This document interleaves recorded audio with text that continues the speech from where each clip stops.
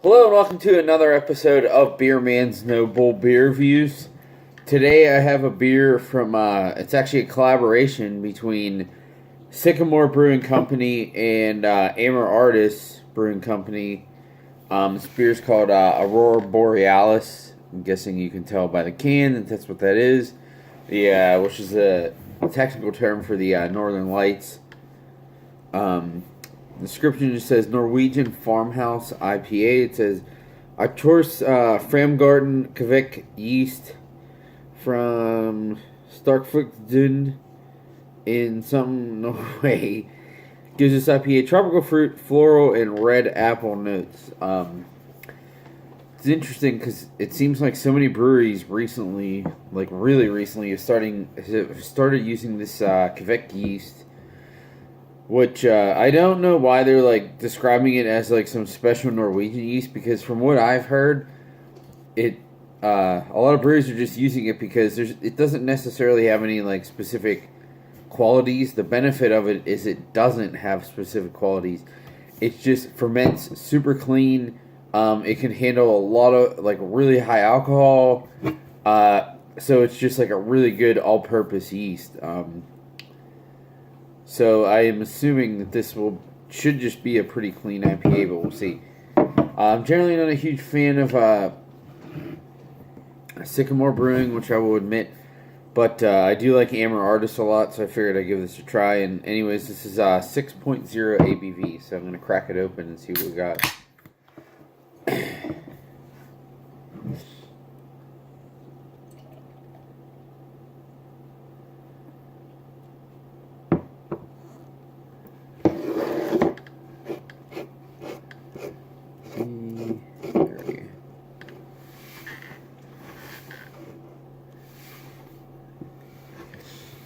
So as you can see, it pours a hazy, cloudy, golden color with about a finger's worth of pretty fluffy white head. Aroma is interesting. It smells very minerally and earthy.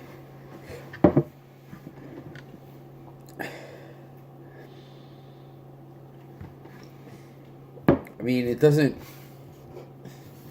I'm not getting a ton of hop character, but it also doesn't smell like an old IPA either. It has, like, its own unique smell.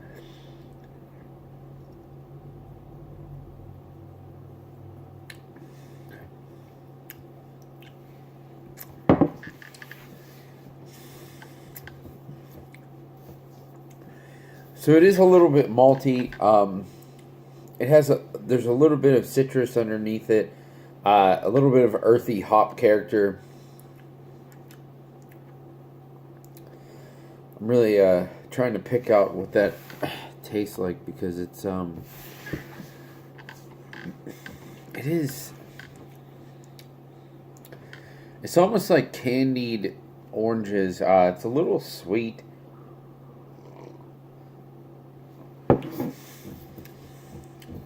But it's almost like medicinal too, which is weird.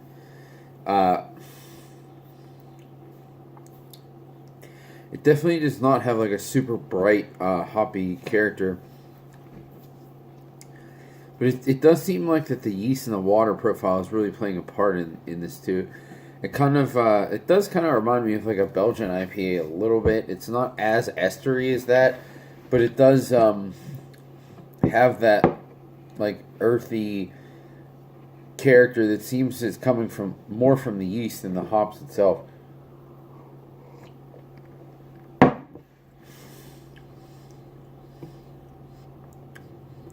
This kind of tastes like it would be a great beer that would take well to like a mixed culture or something like that. But if they're trying to make an IPA, it just really, the hops really don't stand out.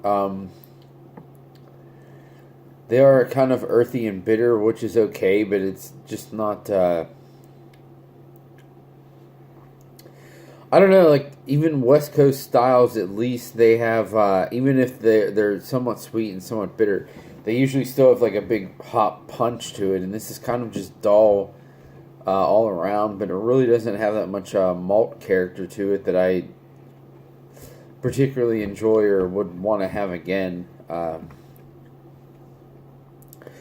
So I would say on my scale of buy, drink, dump, this one is a drink. I don't mind drinking it; it's fine.